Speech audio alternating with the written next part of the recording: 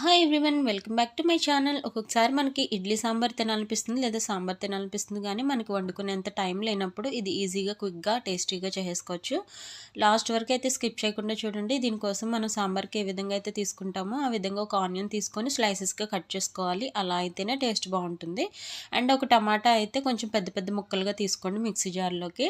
2 టమాటాలు అయితే బాగా చిన్న చిన్న ముక్కలుగా కట్ చేసుకోండి, తాలింపులోకి బాగుంటాయి అన్నమాట. సో ఈ విధంగా మనం టమాటా ఎప్పుడు కోసినా కూడా ఈ ముచ్చుకలు ఉంటాయి కదా, అవి అయితే కట్ చేసుకోవాలి. మీలో ఎంతమంది అయితే కట్ చేస్తారో కామెంట్ చేయండి. ఈ విధంగా అయితే కట్ చేసి పక్కన పెట్టుకొని ఒక మిక్సీ జార్ చిన్నదైతే తీసుకోండి. దీనికైతే హాఫ్ చిన్న టీ గ్లాస్ అయితే తీసుకున్నాను అనమాట. కందిపప్పు ఇందులో వేసేసుకోవాలి. దాంతోపాటు కొంచెం ధనియాలు అయితే యాడ్ చేసుకోవాలి.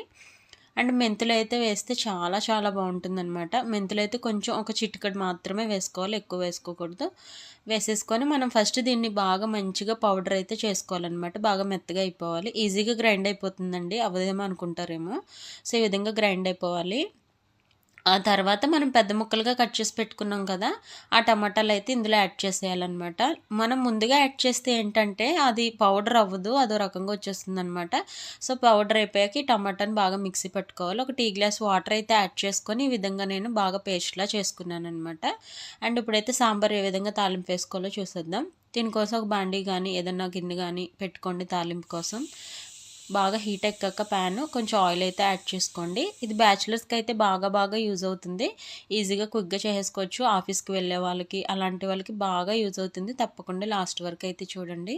సో ఆయిల్ యాడ్ చేసుకొని మనం జీలకర్ర, ఆవాలు యాడ్ చేసుకోవాలి. బాగా రోస్ట్ అయ్యాక కొంచెం కరివేపాకు, వెల్లుల్లి రబ్బలు, ఎండుమిరపకాయలు, ఇంగువ ఇవన్నీ కూడా వేసుకోవచ్చు అనమాట. మనకి మోస్ట్లీ ఏంటంటే ఈ ఇంగువ వల్ల చాలా చాలా బాగుంటుంది ఇడ్లీ సాంబార్. ఇది ఎలా ఉంటుందంటే టేస్ట్ బయట హోటల్లో ఇడ్లీ సాంబార్ ఉంటుంది కూడా అలాగే ఉంటుంది, చాలా బాగుంటుంది. అండ్ మనం కట్ చేసి పెట్టుకున్నవన్నీ కూడా వేసేసుకోండి. ఇవి కొంచెం బాగా మగ్గనివ్వాలి. ఎప్పుడు కూడా సాంబార్లోకి మనకి బాగా బ్రౌనిష్గా వచ్చేయకూడదు, హాఫ్ బాయిల్ అయితేనే చాలా బాగుంటుంది అనమాట. సో ఈ విధంగా హాఫ్ కొంచెం బాయిల్ అయిపోయాక అప్పుడు మనం రెడీ చేసి పెట్టుకున్న పేస్ట్ ఉంది కదా, అది ఇందులోకి యాడ్ చేసేయాలి. వేసాక కొంచెం బాగా కలిపేసుకోవాలి, లేదంటే ఉండలుగా అవే ఛాన్స్ ఉంటుందన్నమాట. సో కొంచెం బాగా క్విక్గా మనం కొంచెం బాగా కలిపేసుకోవాలన్నమాట. కలుపుకొని లో ఫ్లేమ్లో ఒక 1 మినిట్ ఉంటే చాలు. ఆ తర్వాత మనం దీనికి తగ్గట్టు వాటర్ అయితే యాడ్ చేసుకోవాలన్నమాట. ఇది చాలా బాగుంటుందండి. సేమ్ సాంబార్ టేస్టే ఉంటుంది. అందులోని మనం బయట ఇడ్లీ సాంబార్ తింటాం కదా, ఆ టేస్ట్ అయితే ఉంటుంది. డెఫినెట్గా మీకు నచ్చుతుంది. తప్పకుండా ట్రై చేసి కామెంట్ చేయండి. లేదా మీకు ఒకవేళ కనుక ఈ రెసిపీ తెలిస్తే కూడా కామెంట్ చేయండి. సో ఈ విధంగా తర్వాత అయితే వాటర్ యాడ్ చేసుకున్నాక కొంచెం పసుపు, కారం, ఉప్పు అయితే వేసేసుకున్నాను అనమాట. నాకు కొత్తిమీర అయితే లేదు, అందుకని లాస్ట్లో కూడా కొంచెం కరివేపాకు అయితే యాడ్ చేశాను. మీకు కొత్తిమీర ఉంటే కొత్తిమీర వేసుకోండి. మోస్ట్లీ సాంబార్లోకి ఎక్కువగా నేను మిరియాలు అయితే యాడ్ చేస్తాను, హెల్త్కి మంచిది కదా. అందులోని ఈ చలికాలంలో మిరియాలు వేసుకుంటే చాలా చాలా మంచిది. ఇడ్లీ సాంబార్లోకి అయితే చాలా చాలా బాగుంటుంది. మీకు ఇష్టమైతే వేసుకోండి, లేదంటే స్కిప్ చేసేయచ్చు. మేమైతే ముక్కగా ఒక మిరియాల్లా తింటాం అనమాట. అంటే అస్తమాలు తినేమో, వీక్లీ వన్స్ ఆర్ ట్వైస్ అనమాట. చూసారా ఎంత బాగుందో, నిజంగా సాంబార్ లాగా మనం అప్పటికప్పుడు ఉడకపెట్టి చేసిన పప్పు చారులాగే ఉంటుందన్నమాట. టేస్ట్ కూడా అలానే ఉంటుంది. తప్పకుండా ట్రై చేయండి. చూసారు కదా, ఈ విధంగా ఉంటే కొంచెం చిక్కపడే ఛాన్స్ ఉంటుంది కాబట్టి కొంచెం పలుచగా చేసుకుంటేనే బెటర్ అనమాట. సో తర్వాత అయితే ఇడ్లీ అయితే పెట్టేశాను. నా ఇడ్లీ పిండి మీకు కావాలంటే కామెంట్ చేయండి, ఒకసారి అయితే నేను మీకు చూపిస్తాను. ఇదైతే మిక్సీ వేసిందే, కానీ చూసారు కదా ఎంత బాగుందో. నేను నైటే వేసేసుకుంటాను, మిక్సీ వేసుకొని బయట పెట్టాను అనమాట. ఇంతకుముందు అయితే గ్రైండర్లు వేసేదాన్ని, కాకపోతే అది వేయడం ఇప్పుడు మా అమ్మ అయితే అవ్వట్లేదనమాట. అందుకని మిక్సీ వేసుకుంటున్నాను. ఫస్ట్లో నాకు సరిగ్గా వచ్చేది కాదు. కొన్ని టిప్స్ పాటిస్తే మనకి మిక్సీ జార్లో కూడా సేమ్ గ్రైండర్ లాగే వస్తాయి. చాలా బాగుంటున్నాయి, మెత్తగా ఉంటున్నాయి అనమాట. ఇంకా అందుకని ఎందుకులే అంత శ్రమ పడ్డమని ఎక్కువగా మిక్సీయే వేసేస్తున్నాను.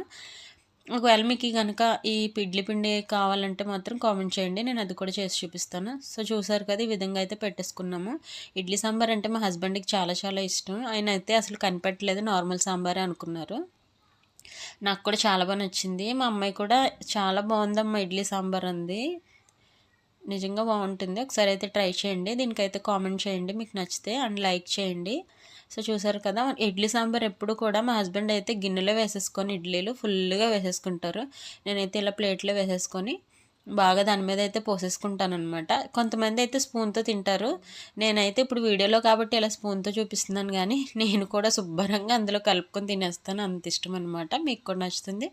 తప్పకుండా లైక్ చేయండి, షేర్ చేయండి, సబ్స్క్రైబ్ చేయండి. అండ్ నా ఛానల్‌లో చాలా మంచి మంచి వీడియోస్ అయితే చేశాను. హెల్తీ బెనిఫిట్స్ గురించి కూడా చెప్పాను. అండ్ హెల్తీ రెసిపీస్ కూడా చేశాను. Thanks for watching.